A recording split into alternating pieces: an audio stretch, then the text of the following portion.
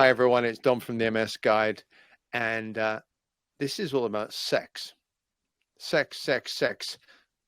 If I've got your attention now, that's excellent. And I was having a conversation with Marieke, but first let's just go around, I was having a conversation with Marieke, which led me to think this might be a good thing to do, but let's just go around and introduce ourselves. First, we've got somebody new. Wendy, how long you had MS? Just tell us a bit about yourself. I'm Wendy. I'm from Worcester in England, and I've had MS 2 years. So I've had it longer than that. I've had it about 10 years actually, but I've been diagnosed for 2. Okay. Marieke? Yes, I'm Marieke Oosterom. I'm from the Netherlands, and I've been diagnosed for 5 years now with relapsing remitting MS. Excellent. And last but not least, the birthday girl, Rebecca.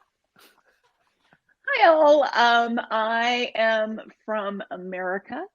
I've had MS for 20 years, and but don't tell my mom. But I've had sex a lot more than 20 years. So excellent. I feel like I'm well prepared for this conversation. Well, I mean, frankly, you and I have done a whole video about sex before, so this is why you're one of my go-tos. And I call it our sex tape, Dom. Yeah. Well, I mean, President Trump would be jealous, but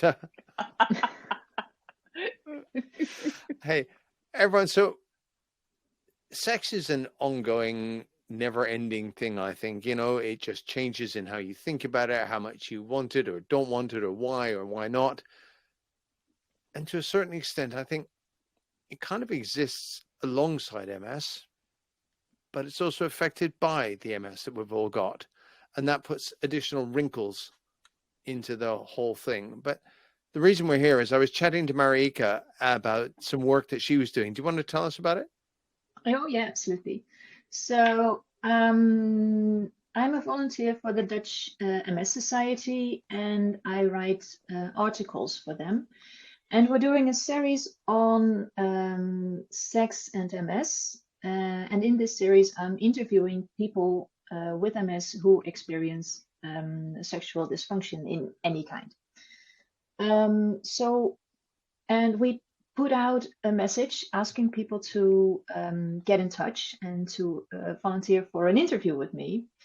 And so far, we've only got 2 people responding, and they were both men. And I had lovely interviews with them, and they were very open about their problems, which were both of them mostly erectile dysfunction. And they both told me how they deal with it, and one of them took Viagra, and the other one chose not to. But the bottom line in both cases was that they were very happy about their sex life, and that was basically because they did a lot of communication with their partners, and they talked with them about their problems and how they were going to solve it. So they took matters in their own hand. Excuse me. Us men, yeah, us men aren't famed for our communication skills, especially when it comes to sex. I mean, do you think they were different? Had they worked this out, that this was important, or were they just those sort of guys that could do it naturally, should we say? Oh God, this is terrible. No, I think that the fact that they reached out and wanted to talk about it, I mean, that's saying something, right. So that was very, very brave of them. But it also got me thinking that medically, sexual dysfunction in MS is handled quite one-sidedly, in my view. It's much about the mechanics, the penetrative intercourse, and it's doctors think they can easily fix it with a pill or lubrication and you're off. While especially I think women experience a very complicated issues regarding this topic. And it's much more about how you feel, mental health, hormones, all these kinds of things. So that's, well, I found it interesting. So that's what we were talking about, right, Dominic? Absolutely, yeah. It's I'm also noticing that we're all, probably all of us are just the other side of 40, and maybe just crept past the line a bit. But I think age means that yeah, you did it yesterday, didn't you, Rebecca? I did. Again, and it's but I think the whole thing changes. I when I was 17, I was essentially a walking hormone and just figured it was my mission in life. And I don't know, forget MS. You just don't think you're going to get old. You don't think you're going to be affected by things. And then all of a sudden, I think it must be worse if you're younger. And all of a sudden you've got this sort of virile, go ahead, sow your wild oats. And then all of a sudden MS comes in and just goes, yeah, that's not happening as easily. I mean, right. Yes, and it's I in your think, head, isn't it? I mean, yeah. Wendy, has anything, I'm going to be quite personal, has anything come up in this sense? You've newly diagnosed compared to us, but has anything sort of cropped up where you thought, excuse me, holy shit, what's going on?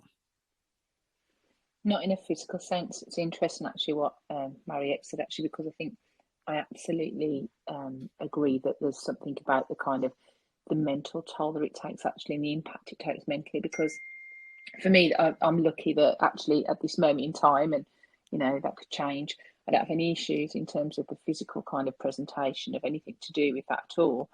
However, there is this kind of it's interesting how it affects you in terms of how you see yourself. So for me, I think there's a couple of things, actually. There's the first thing around that kind of still being desirable. It's kind of that, I've got MS, and am I still going to be desirable to the opposite sex? Even though physically on the outside, I don't look any different how I looked 2 years ago. I do 10 years ago. Sorry, I've aged a bit, but kind of 2 years ago, no. But for me personally, I do sometimes think that, oh God, I'm not attractive anymore. I don't feel attractive anymore. And, I don't really, because of the MS. Yeah, because I think to myself, oh gosh, is there that sort of stigma of feeling a bit tainted? Does that sound wrong saying that? But it's kind of that, and I know that's a crooked thought. I'm wise enough to know that's not real, but actually it does still get to me. I do think to myself, am I going to be attracted to the opposite sex? Am I still attracted to the opposite sex? I don't feel it. And I know that, there's probably some truth to it for some people, but there's also a massive psychological element around it about how I feel, and that constant need sometimes that I feel like I need to better myself all the time to kind of wipe away that feeling of not being attractive anymore. And I do think that has caused me some issues personally, to be honest. Yes, we're all in long-term relationships, all of us, which I think I see on the forums and stuff, people going, oh, will I ever get a date if I've got MS or this or that? And I just think, it's really hard to relate because it's just, I've had it so long. But, you've had it 2 years. I mean, Rebecca, what happened when you were diagnosed? Because it was 15 years ago? It was 20 years ago. Okay, I'm like, in April. Yeah, sure. Close to 20. Did that, so when you were that young, did it suddenly change? Like Wendy says, did you suddenly think, oh my God, I've got MS, no one will find me attractive? No, I had the hubris of a 27-year-old. So I was hot and I knew it, and nothing was going to change that. Ha ha ha. No, but that was true. That is the wonderful, terrible thing about being diagnosed when you're that young, is that I was like, okay, you say I should take drugs, great, take the drugs, yum, yum, yum, drugs. But I didn't think about the mental toll MS would have on me in the long term. I really didn't think too hard about the physical toll, because when I did, I cried. So I just kind of, went along my way with my partner who I'd been with for a few years before I got diagnosed. until eventually my body said, "Oh, you want an orgasm? How charming!" And, wouldn't do it. And there's all the things that come or don't come along with that. And God, then this is all double entendres. I'm trying not to laugh. no, it does. It's okay. I mean, I underlined that one. But yeah, and something that Wendy brought up when we were typing about this beforehand was this experience now of being a middle-aged lady who, as a middle-aged lady, I can tell you every day is like, wait, is this menopause? Like, is what my body's doing now menopause, or do I just not exercise enough or eat well enough? Like, I'm talking about the shape of my body rather than the actual function of my body here. But there are so many things, as Marieke said, that play into, like, whether we feel desirable, whether we can perform in the bedroom. I'm mostly thinking about orgasms and things like that, but there's also, as Dom and I have talked about before, like, my legs don't always work. If you're dealing with fatigue, it's hella hard to, like, feel sexy or feel like you're being a good partner in any of the rooms of the house. So yeah, it's just a big old mess of stuff. And there's stuff we can do. Your description of orgasms being fireworks and everything turning into just nice, dimly lit. Oh, right. Yeah. Oh, I guess that was nice. Yeah.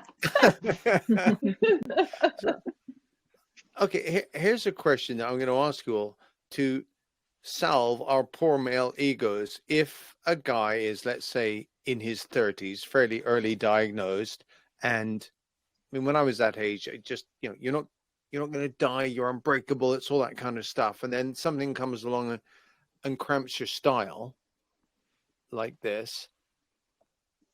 I think now, looking back, that I'd say to them, chill out. The thing you need to do is communicate, and you need to talk, because it's not impossible. Things have just changed, and you've got to learn how to, frankly, get your rocks off another way.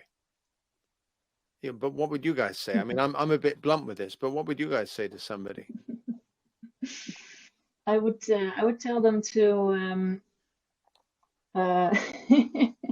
maybe this is controversial, but I would tell them to visit a gay bar and start a conversation with a lesbian, and get some drinks in her and ask her how her, well, maybe not, sex life is. I mean, get punched. Yeah, sure. Okay, so maybe this is a bad advice, but the thing is, lots of people in heterosexual relationships have this idea that sex is, there's foreplay. This is necessary, so we do this foreplay, and then is when the sex happens, when the penis goes into the vagina, and then the man ejaculates, and then the sex is over. Now, lots of heterosexual couples think like that, but this doesn't have to be the case.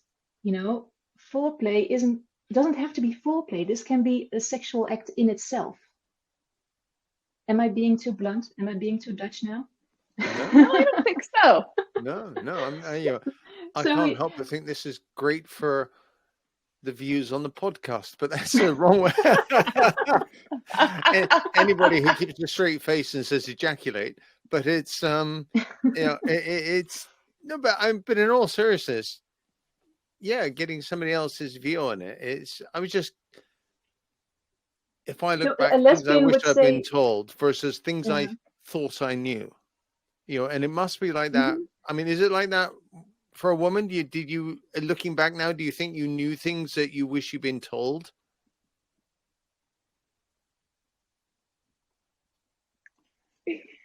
I mean, there's so many things about sex, like for everybody, even for people fortunate enough not to have MS or some other chronic thing going on top of everything. Yeah, I mean, there's so many things that we don't talk about, and there are so many ways to please ourselves and to please our partners, whoever we are, male, female, whatever. That yeah, you do kind of have to, you know, find a lesbian friend, find just really anyone who is willing to talk to you about sex and like what they do. And you know, the last time Dom and I talked about this, I was like look into something a little kinky on the internet. Like there's so many options, and I think as long as you're staying in communication with the other person, or hell, persons, if you're that cool, that you're doing it with, and everything is consensual and everybody understands, like really nothing's off the menu so long as everybody's agreed to what the diet is. I don't know, that metaphor kind of went south, but. Hey, Wendy, when you were diagnosed, and I'm asking you because it's fresher in your mind, I think, than any of us, did they say, and by the way, you may experience problems related to MS with your sex life? Was there anything like that? I mean, we're British, so I'm assuming there wasn't, but. No, nothing. No, nobody mentioned that at all. No. If anything, it was other people with MS that I've met along the way, if that makes sense, over the past 2 years, that mentioned it because I suppose until something's an issue for you personally, you're not aware of it, are you really? Unless somebody else tells you, oh gosh, you know, just be aware of this, that this is. And it tended to be, the other thing is, well, it tended to be mainly men rather than females, you know, rather than women. And actually women do experience issues, but actually, you know, they, as you said, you know, they do, but it tends to be mainly men. And the focus, it's like you said, the focus tends to be on men as well. But mainly men doctors? No. I mean, like men with MS. Oh, yeah. So it tends to be, you know, no doctors have ever mentioned sex at all. No doctors have ever mentioned that at all. Not one, even now. Even you know, people that I know through, you know, the work that I do, no one has, you know, nobody's ever mentioned that. It tends to be men and people with MS that have mentioned it, to be fair, that I know now. I think it's interesting. It just tends to be a focus on men rather than women. And I do think that a lot of the kind of issues or challenges that women face tend to be mixed up along with menopause as well, because it does tend to be women of our age, with all due respect, that are more comfortable talking about these issues. I think it's changing, but I think it still is very much kind of, we're really comfortable talking about it. So therefore it kind of gets wrapped up in, well, you're over 40, you know, I'm 46, and well, you're that kind of age, maybe it's that. And I'll admit it is quite confusing sometimes to understand which bit of it is, you know, which bit of it is being perimenopausal and which bit of it is actually something else. It's really hard to unpick, isn't it? But no, there's definitely no focus, I don't think, at all from any kind of clinicians. It's never even mentioned from my MS nurse either. Right, okay. Well, no, I was just, again, yeah. likewise. I mean, Marieke, you put your hand up. Yes. Maybe that, I'm not sure. I don't know whether this is, I think this is a Dutch thing. But when I was quite shortly after I was diagnosed, my MS nurse told me on like 2 occasions maybe that sexual dysfunction was a part of it, and that I could encounter those, and that if I did, that I should ring them up so he could get me in contact with a sexologist or a urologist or a therapist or whatever I needed. Wow, that's so un-British. Yeah, I think so. I was just thinking that, Dom. I was just thinking that is exactly what. That is so real. That's the thing, isn't it? That is just so real. And, you know, I'm kind of in awe of that, really, because that is just something that is just fantastic, really, because you just you wouldn't get that. You wouldn't get that in this country, to be honest. You wouldn't get that in England, you know, you wouldn't get that kind of input. But why not? It's mad. You think about it, if this was actually properly discussed, there'd be no point us having this conversation. We would add nothing to it, because it would have been covered and everybody would have felt comfortable thinking, you know, like Marieke said, going, oh, well, I'm having a problem, I don't know, with erections or vaginal dryness or whatever. And so I can just pick up the phone and, you know, we can deal with this. And I could be referred to a therapist, or what do you call it? A sexologist. A sexologist, yes. Is that Sounds like a mixologist for a barman. No, in Dutch it's called a seksuoloog. So I had to look it up to see if it was an actual word in English as well, but it is. But this is just basically a person who is educated and trained in all things mental and physical about sex, and well, they're therapists basically, so they help people on this topic. I remember Dr. Ruth Westheimer in the US growing up, this tiny little Jewish lady who was absolutely frank and always sort of shocked everyone. But, you know, she was a sex therapist, which I'm guessing, and her favorite. It's probably the same. I never realized the significance of this. I remember her saying, and I'm not even going to try to do her voice, but she said, if you put a dime, which is 10 cents, you know, into a jar every time you have sex before you're married, and you take a dime out every time you have sex after you're married, you'll die with money. And at first it just baffled me. And then it's just like, okay. And I mean, I think it's just partly a fact of we age and it ceases to become the most important thing in your life. I think that is until the option's taken away. I think that's probably true until there's issues. It's like, well, you could relate it to loads of things in life, couldn't you?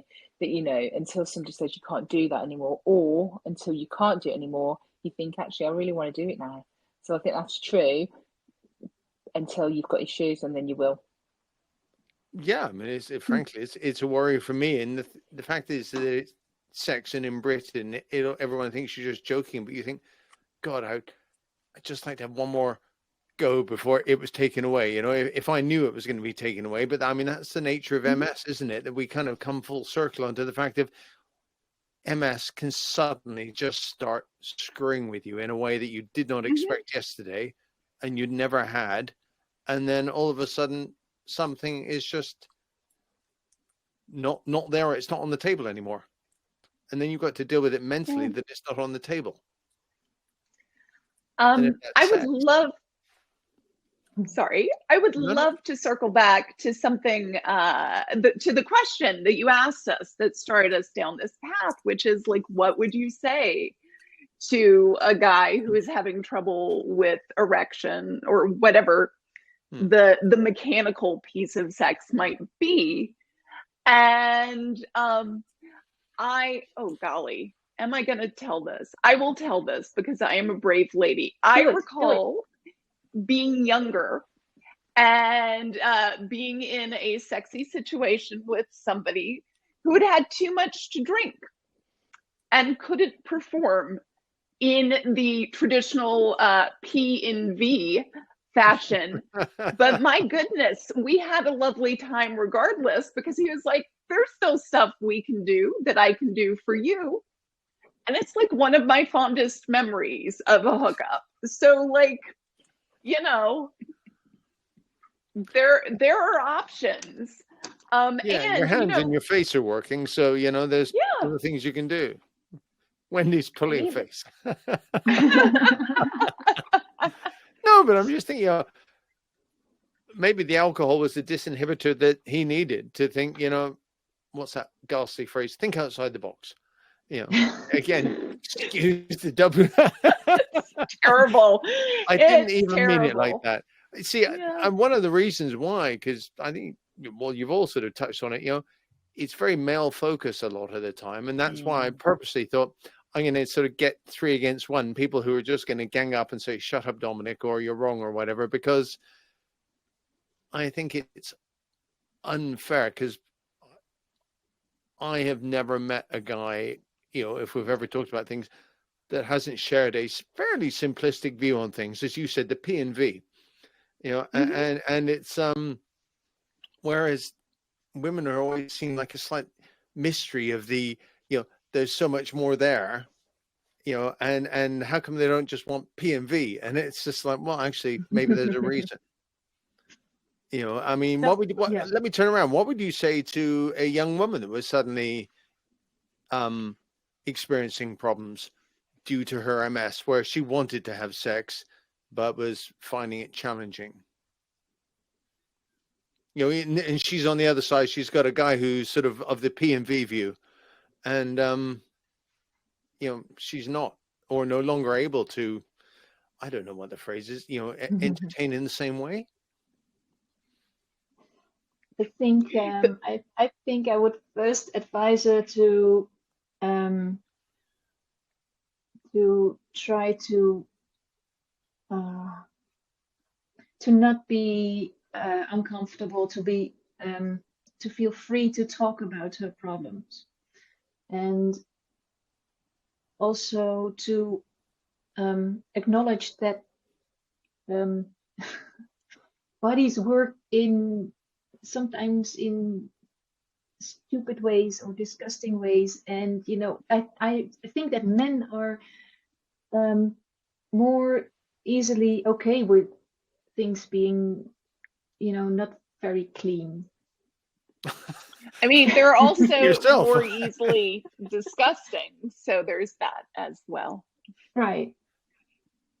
So I think that would be a first step, and then then again communicate. Just say what you want and why you are not, why your needs are not being fulfilled, and what your needs are, like what you want to try and what turns you on, and, you know, all that awkward stuff. Do you guys agree with the liberated Dutch person? I think it depends on the situation, doesn't it? I think if you give an advice to somebody who's not in a long-term relationship and is actively looking for a new partner, and you know, is in a situation where they're going to meet somebody new, I think the advice that you give them will be very different. I think you just, you know, it's about that. You know, at the end of the day, you know, some people are comfortable in telling people straight away that they've got MS. Some people aren't, and they don't want to tell anybody. But I think if it comes down to that particular issue, you're going to have to, you know, think about seriously being open about it, aren't you? Because at the end of the day, you know, it depends what, do you want anything out of the scenario or not, I suppose, is what I'm going to, you know, let's be honest. Is it just something that you're not really that bothered about? You know, you've gone past that point of no return. And I kind of, you know, after a night out, and are you really bothered about getting anything out of it? I'm just being honest here. You know, are you bothered? Or Don't actually, wake me up when you leave. That's it. Or are you bothered because you see this person as someone you want to see again? And therefore, actually, it is about being open, isn't it? And being honest. I think it's like you guys said, you know, you've got to be honest about it. But you've got to be comfortable with having that conversation. I think what's difficult and what's an interesting topic is how you have that conversation. Because I'm a really open person, you know, yeah, spot the Brit here. You can definitely spot the Brit in this conversation. But I would be really comfortable with that conversation.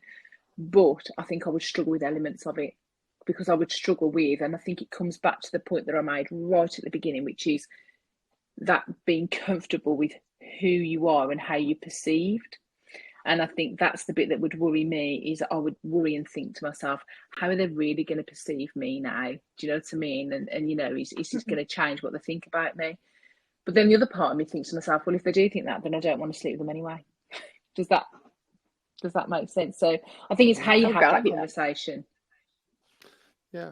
I mean, it's just, yeah, it's the whole, but you've got to have that self-confidence in yourself, haven't you? I mean, if you're racked with doubt and you're thinking that this defines you and the other person's going to be put off when they find out about it, then back to what you say, Wendy, my view has always been, well, if that's your view, sod off. I'm not interested, you know, because I agree with what you said, Wendy. And I was in my story, I was thinking of a woman who was in a permanent relationship.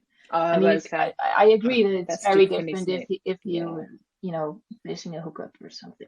Yeah, I mean, hookup, that's a bit away. Hookup, yeah. More Tinder than marriage. Right. That's it, yeah. Right. Yeah. It's been so long. I can't even imagine. Yeah. Rebecca. What would your advice be, Rebecca? What would you tell a young woman who is sort of agonizing over the fact that MS is interrupting her ordinary sex life, should we say, or her, you know, the way she would ordinarily operate? The first thing I would say is it might be really useful to talk to a therapist. Because like so many of the issues that have come up along the way, like, am I still attractive? Will I still be attractive to other people? Will whoever this, nameless, faceless human in front of me, that sounds like I'm endorsing anonymous sex, and you do you, but but this man, woman, whoever is in front of me, will they think of me differently if I clearly state like what I need from this? So yeah, these are good things to unpack with a good girlfriend, with a therapist. That's also a good place to like role play conversations. So that when you do go in, if you are nervous about talking to your partner about these things, like at least you have some experience under your belt. And the other thing is, I would say, and I think women are probably better at this than men are, because, orgasms are not guaranteed to ladies. And I know they're technically not guaranteed to men, but, most of the time, if you're doing the thing, there will be an orgasm. I know it's more nuanced than that. And I think that's a fairly safe blanket statement to make. But like adjusting, or at least being open to adjusting your relationship to pleasure, physical pleasure, so that maybe, again, the fireworks may not happen and the sigh may not happen, but at the end of it all, you can think, that was fun. That felt good. I am glad I did that.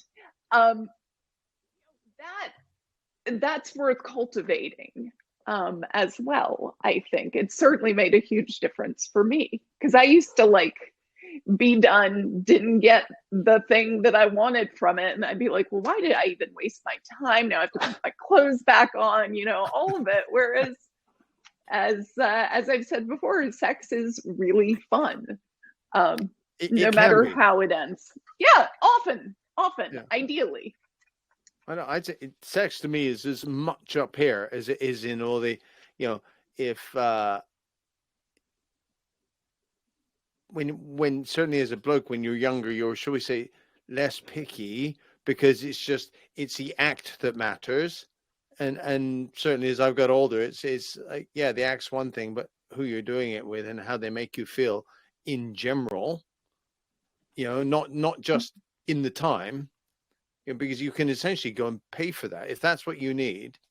Mm-hmm. You could purchase that, but when you want it more than just a financial transaction, it's like, I can get a massage, and that's just an ordinary one, by the way, before anyone starts sniggering. It's just, but to me that's just a financial transaction, and it feels nicer. But it wears off. You sort of half an hour later, you're thinking, oh, I've just spent 50 quid, and I now feel like I was, before I went in. Is it 50? But for that moment, it was really nice. Sorry. I love the way I'm making you laugh unintentionally. But if we're going to wrap this up, because we could all just bang on about this for ages. I mean, I'm just thinking. Bang on. There's another one. Oh, see, you're terrible. You guys are worse than me. I didn't really think. I can see Wendy just laughing and her mind's going like this. But it's you guys are all worse than me. It's I'm the one I thought I'd be sitting there trying to, as we say, trying not to make knob gags. But it's I haven't had to worry about that. You guys have done it for me. So it's but to wrap this up, because what do you think is the best way? Do you have a piece of advice, Wendy? You're looking puzzled. What one piece of advice would you impart to somebody? I just listening to it all, and just and everybody's at different stages, aren't they, in terms of their journey, aren't they, along the way with MS, aren't they? We're all in different places. There's something for me about, I just want the same as everybody else, really. It's no different. It's just that if I just want to be enjoying myself the same as anybody else who hasn't got MS, really, to be honest. And I think it's just, it might take a little bit more communication at some point. It might take a little bit more openness, and I might have to be a little bit more comfortable myself with having that conversation. And that might mean as you've all said, about, you know, talking therapies or having that conversation with somebody that can help me get my head around that and help me to be brave about that conversation. But essentially, I just want the same as everybody else. And I'm just going to put a little bit more effort into thought process around how I go about communicating what I need, because it is, isn't it? It's about what you need to kind of get that kind of joint level of satisfaction out of it, really. And it might be different from what I needed 5 years ago. Yeah, I mean, this circles right back to the introduction. You know, to me, I always wonder how much this has actually got to do with MS in some ways. Yeah, MS stops us doing certain things. There's certain physical things which can be addressed in that sort of doctor territory. But as Marieke was saying, you know, shockingly, your MS nurse actually approached this topic. You know, therapy. I mean, I know. So in the UK, I would imagine you would have to make the effort to say to your nurse, your MS nurse, I want to go speak to somebody. And I'm sure they could refer you, but all the services in the UK are sort of very stretched. So it won't happen tomorrow. The thing is, you better not be wanting to have any serious sex for 6 months before you got your referral, but you'll probably get it. In the States, Rebecca, it's all private, isn't it, essentially? So how would you go about, could you just pick up the phone and go see a therapist, you know, or would you go through your doctor or your nurse or anything like that? It depends on the kind of insurance you have. Right. Okay. So you could potentially like do the search yourself, or you could go through somebody. Right. But ultimately you'd be looking for your insurance to bear some of the cost. Yeah. Yeah. In the Netherlands, Marieke, is that, I mean, your nurse actually said it to you. You guys also have a state-funded healthcare system, don't you? Or is it, do you pay? No, basically, if you have a referral, you don't have to pay for it. No. Right. Okay. So it's, I mean, I think that's the message. Sometimes it's too easy as Brits just to think it works like it does here, when it can work significantly different. And we all look in England at the US system, and I find it vaguely frightening and think I would not want to get ill there unless I was insured up to the eyeballs. Yeah, it's great fun. And we can talk about my out-of-pocket costs on another call someday. Yeah. I don't want you to cry, though. That makes me uncomfortable. Okay. That's fair. Yeah. Well, unless it's after sex, but you know, it's What? job well done. No. Okay. Oh God. See, I told you I could throw in the odd curveball. That's a cheap one, Dom. God. That was. Oh, I'm so Yes, sorry. yes. It's whereas you guys are all dead to stand classy Ours were sniggering. better. Yeah. Fine, okay, yeah. See, this is the difference. So, guys, look, I appreciate you all giving up your time. I want to give my last piece of advice. Yeah, and I want to hear Marieka's too. So mine, I think, in addition to like the talking communication is so important, but I really think that idea of broadening how you look at sex and how you look at pleasure and like what falls into those categories can make a huge difference. I'm sorry to cut you off. Marieke, I'm just slightly in awe that it was actually brought up to you. You know, so I'm sorry. So what would your advice be? Okay, so Wendy's and Rebecca's advice already said it all, but I'll try to throw in through a different angle. I'd say help yourself, in the sense that you have to look at yourself, like what you need, what you want, and go get it. If it's through a therapist, if it's through talking to your partner, or, you know, sex toys and gadgets and lube and all that stuff, just you are in charge of your own life, your own health, and in certain ways also of your own sex life. Well, it's intertwined, I think, and that's probably the biggest difference is age. You know, we can say this, but I'm not sure. I wish somebody had said it to me when I was younger and sort of legitimized it by saying that this is an okay thing to do.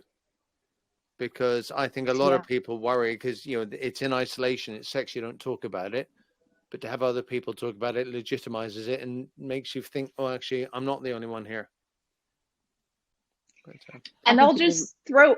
Oh, go ahead. Oh no, I was just going to say I think it'd be really interesting to have more of these conversations and involve some, early 20s, newly diagnosed, you know what I mean, and kind of understand. I asked a couple, they were not interested. They just balked. And it wasn't that I was being a creepy old man, I hope, but it was just that it was not something they were sort of comfortable talking about. Because I said there'll be a couple of other women there. Nuh-uh. Yeah, there won't be. Yeah. Sorry, Rebecca.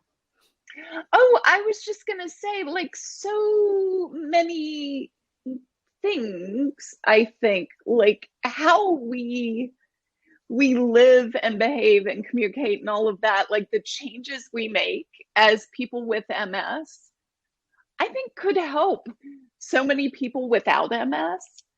Although the specific challenges we're going through are largely MS related, they also could be due to a bajillion other things like perimenopause or menopause or any other things. So I hope, like, in addition to having conversations with your friends with MS, like, just have conversations in general, because this is stuff that people don't talk about that I think we're all better when we do.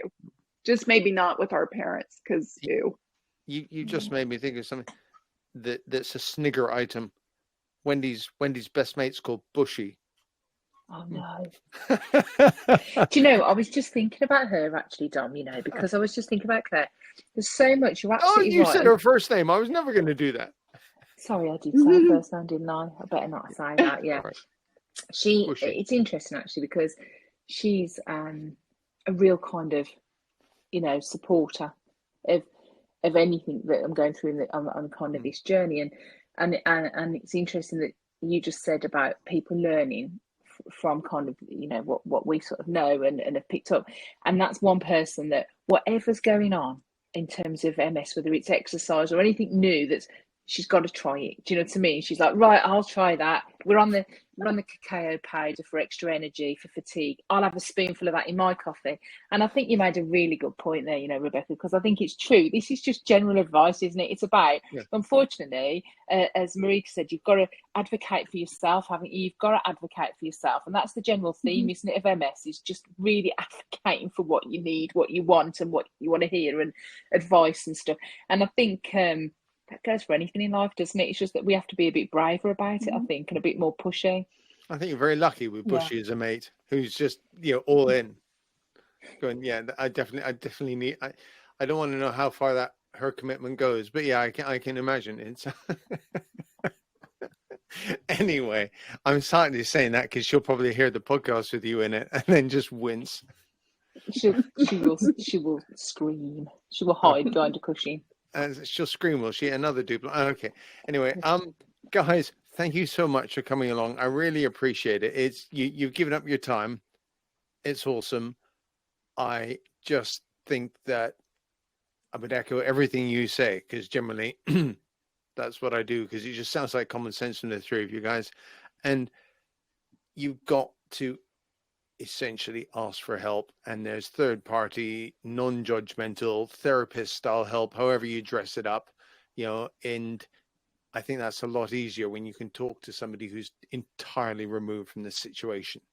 You're not going to talk to your mum or your dad or your brother or your sister about it. It's just, it's a stranger who's bound by medical confidentiality and moving on. So, and that's probably where you're going to get the biggest effect, isn't it? So I just want to wish you guys, I was going to say a happy new year, but that's already passed. So it feels it's still newish. Yeah. Well, look, I really appreciate everything that you guys have done. Thanks. And I'll see you again soon. Thank you.